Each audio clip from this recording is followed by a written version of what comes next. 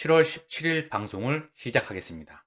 코인베이스 법무 책임자 SEC 소송에서 이길 것. 리플 승리로 우리도 가능성이 높아졌다. 자, 그러면서 코인베이스 상장 신고로 그들의 일이 괜찮다고 생각하는 것은 당연하다. SEC 소송 판사. 미국 SEC와 코인베이스의 증권법 위반 재판을 담당하고 있는 판사가 핵심 쟁점에서 코인베이스와 입장을 같이 하고 있다.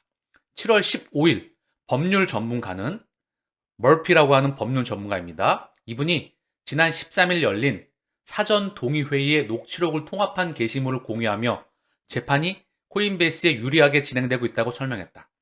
사전 동의회의는 검사 또는 변호인이 재판부에 특정 사안에 대해 신속한 결정을 내려달라고 요청하는 자리이다. 코인베이스는 소송 성립 가능 여부에 대해 다툼의 여지가 있다고 보고 재판부에 이를 판단해달라고 요청했다. SEC는 코인베이스가 미등록 증권을 거래하고 스테이킹 등 증권 관련업을 한다고 제소했다. 그리고 현재 재판이 진행되고 있죠. 스테이킹과 커스터디, 그 부분에 대한 명확성도 나오겠죠. 이번 심리에서는 미국 증권거래위원회와 코인베이스 간 진행된 첫 법원 심리에서 증권 및 스테이킹 정의, 코인베이스 기업 공개 서류 제출 등에 대해 2시간가량 논쟁을 이어간 것으로 전해졌다. SEC가 소송을 거는 거, 이제 감이 조금 오시나요? 리플과 SEC의 소송, 그 부분의 연장선에서 뒤에서 보면 그림이 좀 보입니다. 커스터디와 스테이킹 서비스 100% 온다. 거기에 대한 규격이 나와야만 되는 거죠.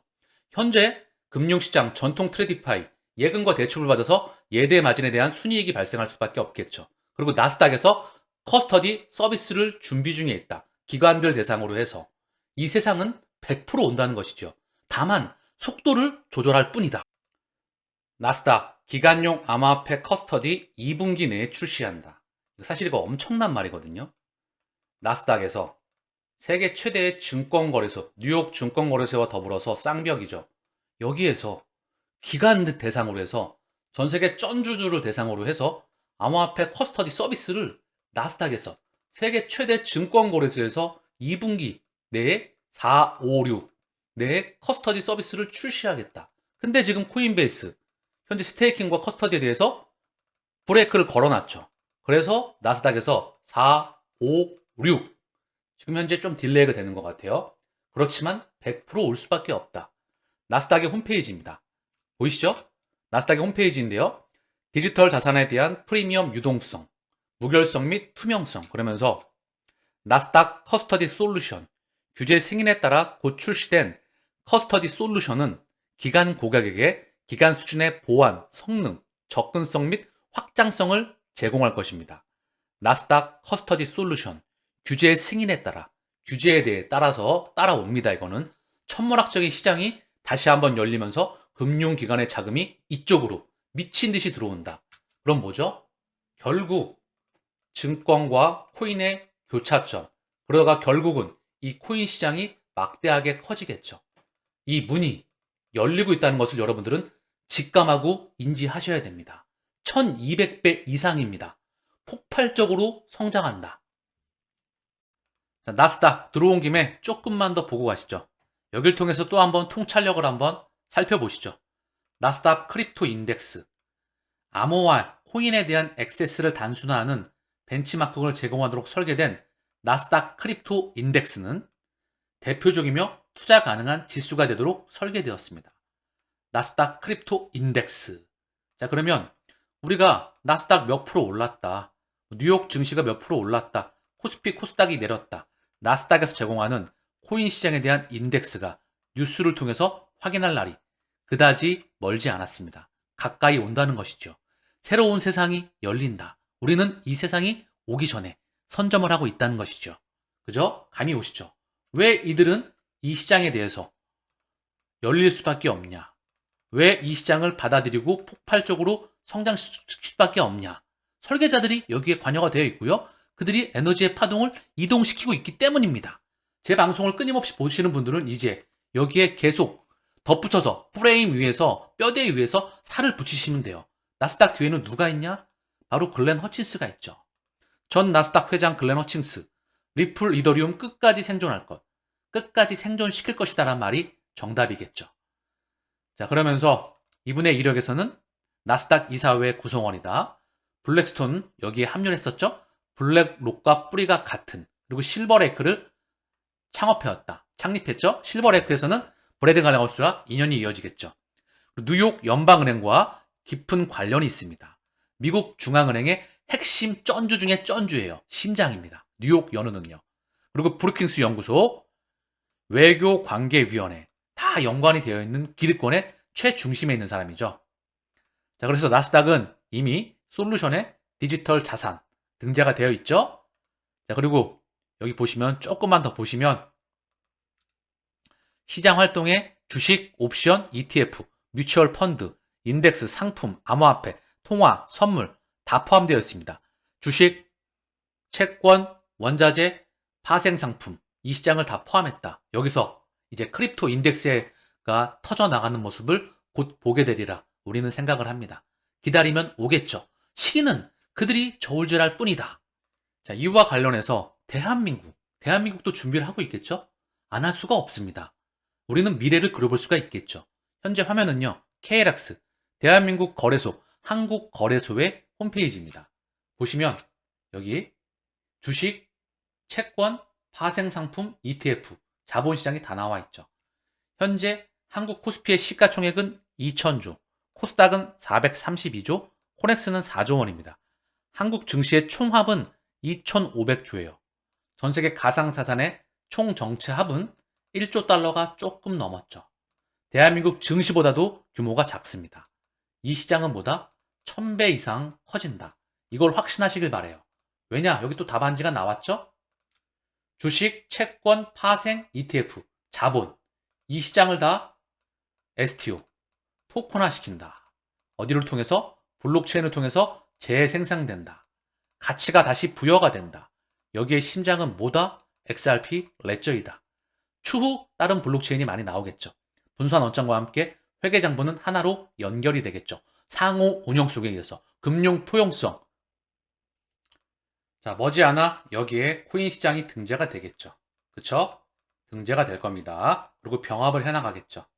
큰 그림에서 말입니다. 다 연결되는 과정에 들어갈 겁니다. 자, 그리고 한국의 대표적으로 개인 투자자가 많이 쓰는 키움증권의 홈페이지입니다. 여기도 마찬가지죠. 해외 주식, FX 마진, 원화, 국내 증시, 해외 증시 쭉 나와 있는 부분이죠. 여기에도 등재가 되겠죠. 이미 그들은 준비를 해 나가고 있더라. 증권사 판 커진 STO 시장 선점에 총력을 기울인다. 은행권과 규모의 경쟁. 2024년도 34조 원에서 2030년 367조 원 추산을 한다. 투자자 한도 합리적인 제한이 필요하다. 토큰 증권 법제화 임박했다. 증권사들 준비 분주하다 지금. 토큰 증권 제도권 편입 위한 입법 공청회가 열리고 있다. 저작권 및 예술품 등 권리 조각 전자거래 가능하다. 모든 증권과 자산이 토큰화됩니다. STO 빅뱅. STO 빅뱅이라고 언급할 수가 있습니다. 내가 팽창하는 토큰화. 주식, 채권, 원자재, 부동산, 환. 이거를 기초자산으로 한 파생상품. 얘네를 블록체인을 통해서, 분산 원장을 통해서 잘게 썰어버려서 가치를 부여한다. 이게 바로 디지털 인쇄 기기입니다. 4차 산업의 하나의 심장을 담당하는 블록체인이라는 것이죠. 여러분들은 이 방송을 보고 계시기 때문에 그 부분을 인지하고 있는 겁니다. 이걸 인지하느냐, 인지하지 못하느냐에 따라서 내 가문이, 우리 집 사람들이 그지로 사느냐, 돈으로부터 독립하느냐, 그게 갈리는 거예요. 아시겠죠? 비트코인이 촉발하고 STO, 토큰 증권이 변화시킬 증권시장의 미래. 토큰 시장 선점 나서는 금융사, 한우와 선박도 증권거래 대상으로. 이들은 준비를 하고 있는 겁니다. 왜? 생존을 위해서. 세상의 패러다임이, 문명이 바뀌어나가는데 이들도 준비를 하는데 여러분들께서 준비를 안 하시면 어떻게 되겠죠? 생존이 불가합니다. 토큰 증권, 실물이나 금융자산의 지분을 작게 나눈 뒤 블록체인 기술을 활용해 토큰 형태로 발행한 증권이다. 특정 플랫폼에서 사용되는 가상자산. 실물자산이나 금융자산의 지분을 작게 나눈 뒤 블록체인 기술을 활용해 토큰 형태로 발행한 증권이다.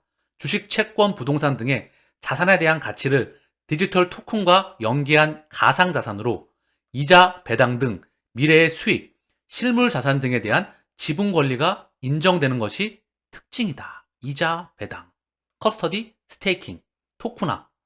아시겠죠? 지분 증명 또는 채굴 증명 다 연결된다. 자, 밑에 보면 금융위원회, 토큰 증권 본격 효용.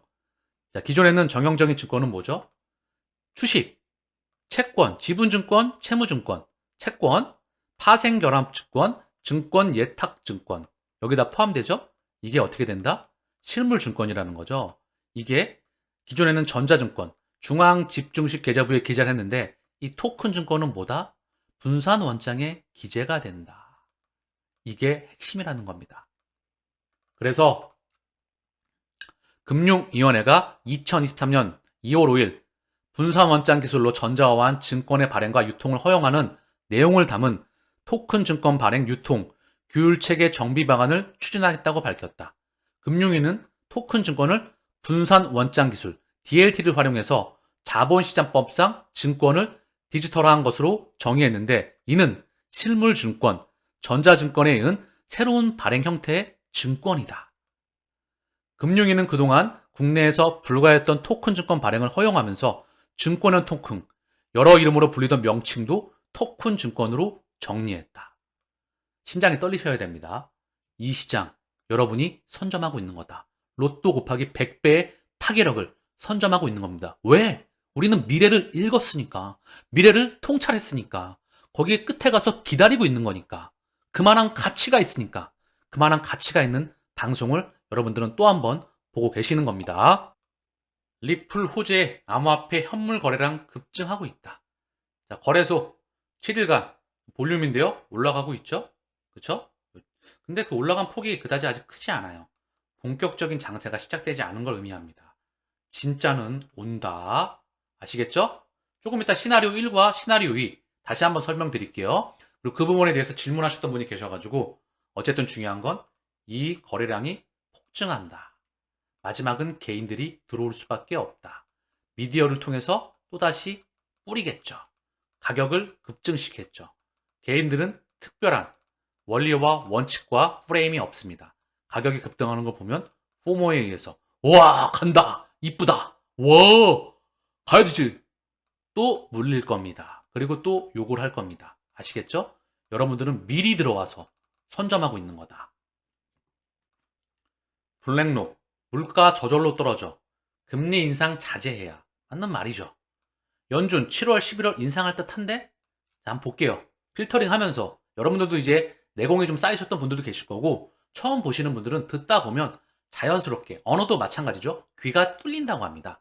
계속 듣고 듣다가 보면 금융의 언어, 블록체인에 대한 언어, 코인에 대한 언어가 뚫릴 거예요. 그걸 듣고 반복하다 보면 생존을 위해서는 습득을 하셔야 됩니다. 그래야 다음 세대뿐만 아니라 나도 생존할 수가 있어요. 미국 연준이 금리 인상을 자제하고 물가 하락을 지켜봐야 한다는 주장이 나왔다.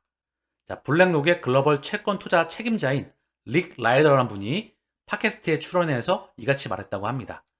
블랙록의 채권 자산 규모는 2조 7천억 달러에 달한다. 경기 침체는 오는 것인가? 100% 옵니다. 침체를 넘어선 경기 폭락, 시스템 리스크, 퍼펙트 스톰이죠. 시스템에 큰 충격이 없는 경기 침체 담론은 지나치게 과장된 현상이라고 생각한다. 시스템에 큰 충격이 없는 경기 침체 담론은 지나치게 과장된 현상. 시스템에 큰 충격이 오는 퍼펙트 스톰이 예정돼 있다. 소비자 지향적이고 서비스 지향적인 경제는 사람들이 생각하는 것보다 훨씬 더 안정적이다. 인플레를 잡기 위해 지나치게 금리를 인상할 필요가 있을까? 인플레를 잡기 위해 명분은 인플레를 잡기 위한 것이었죠. 그 뒤에 뭐다?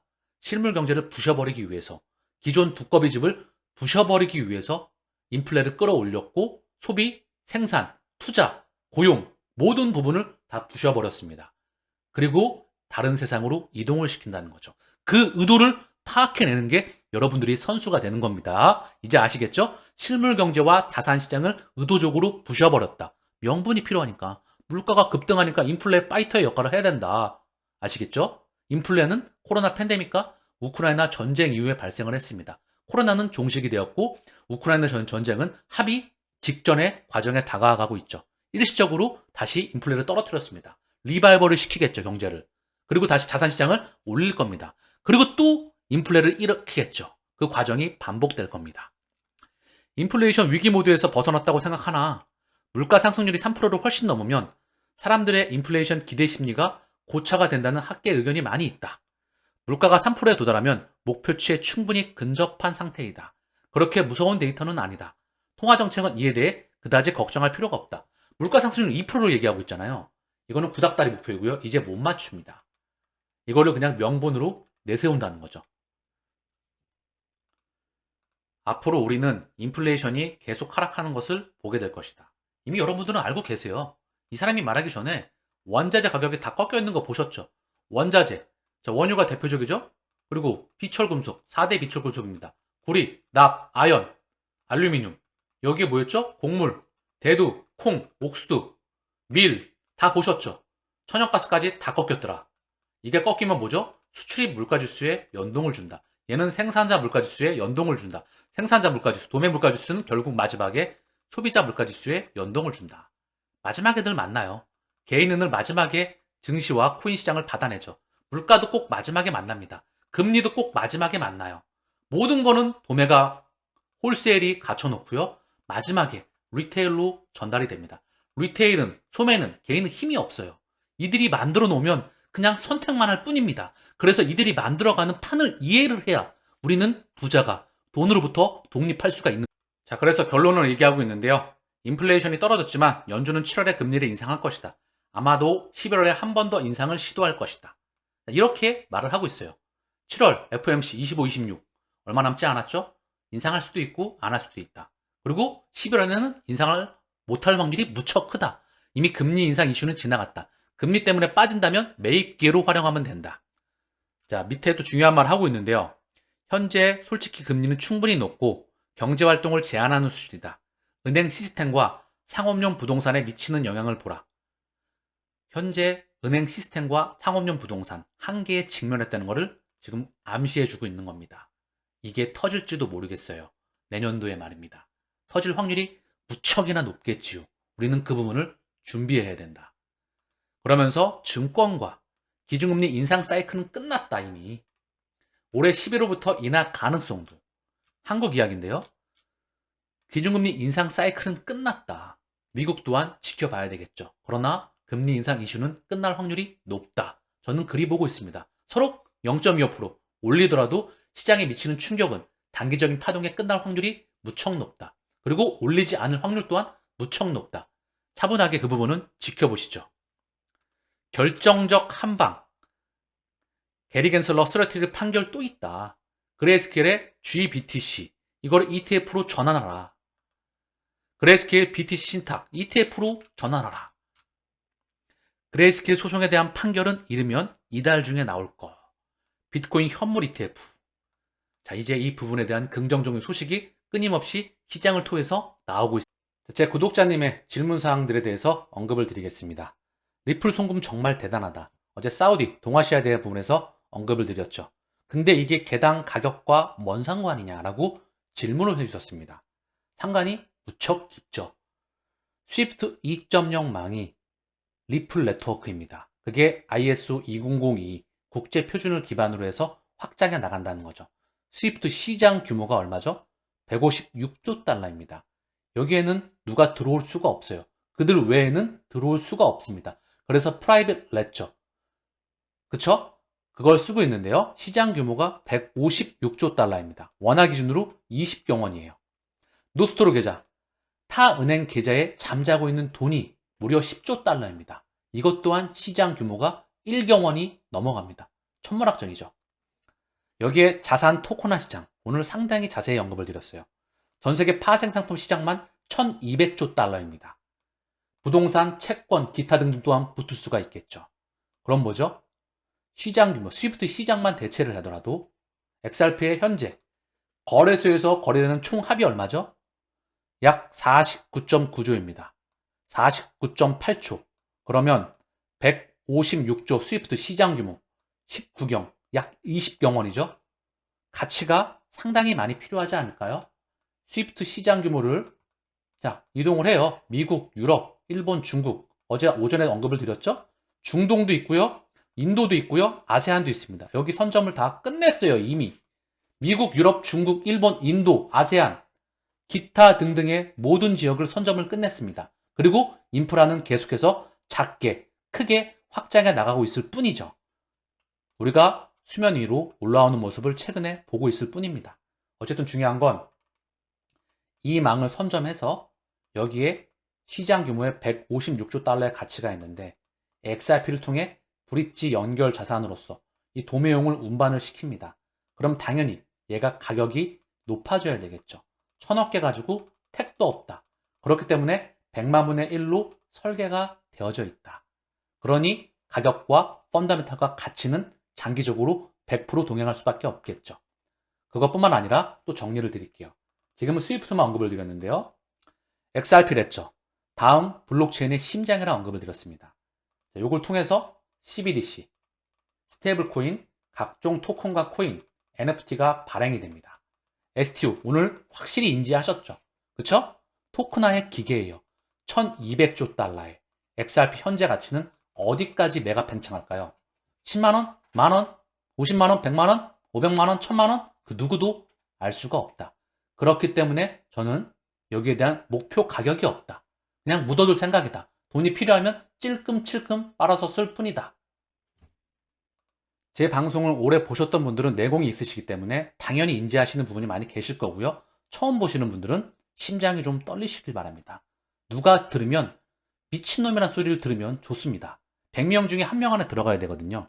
그럼 99명이 봤을 땐 또라이여야 돼요. 그쵸? 그래야 여러분들은 1% 안에 들어가십니다. 이 완조를 할 수 있다는 것이죠. 자, 두 번째 질문을 해주셨는데요. 구독자님께서 현금화 전략, 그 타이밍을 모르기에 계속 존버하려고 하는 건데 현금화를 해야 하나요?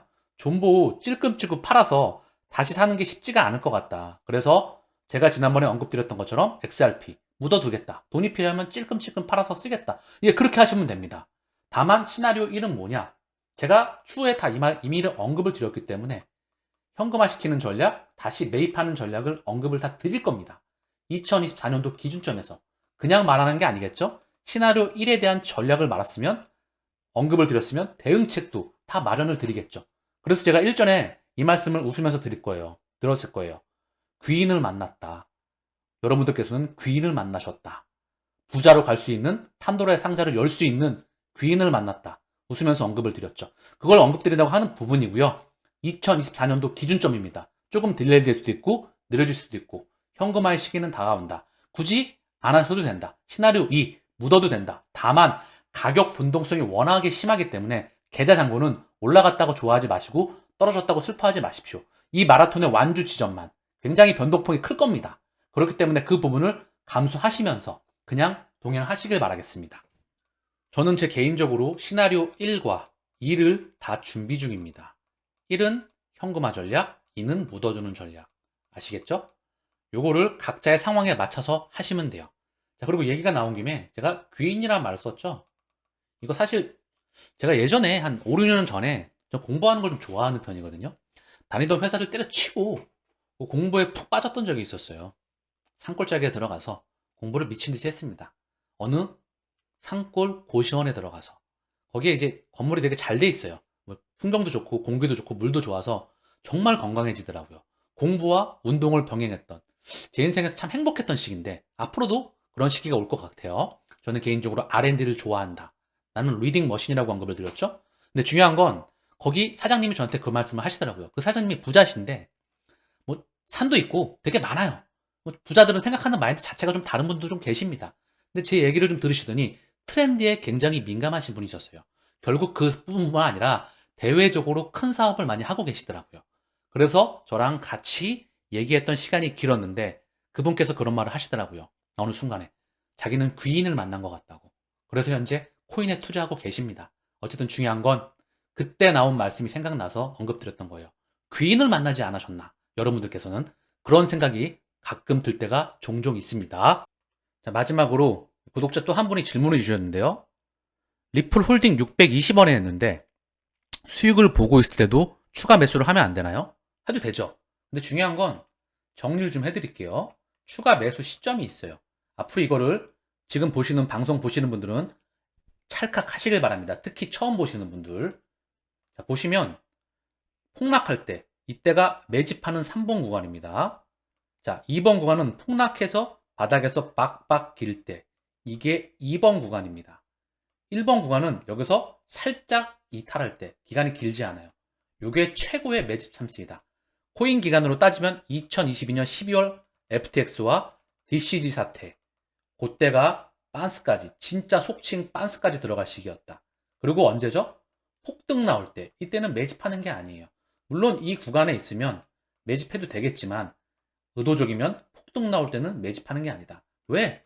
물리게 되면 변동성이 커지기 때문에 털려 나갈 확률이 높다.